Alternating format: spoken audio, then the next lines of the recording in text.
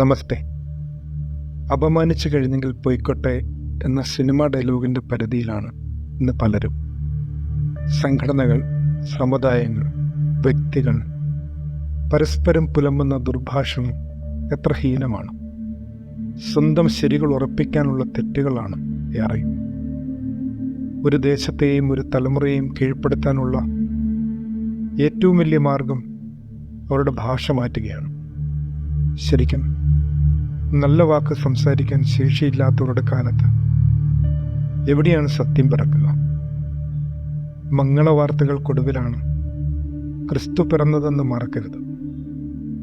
മറ്റൊരാളെ ഇകഴ്ത്താതെ നിങ്ങൾക്ക് നിലനിൽക്കാനാവില്ല എന്ന് വന്നാൽ പിന്നെ എന്തു മതിപ്പാണ് സഹേ നിങ്ങൾക്ക് പോലും നിങ്ങളെക്കുറിച്ചുണ്ടാവുക?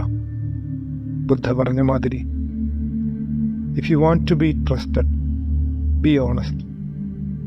If you want to be honest, be true.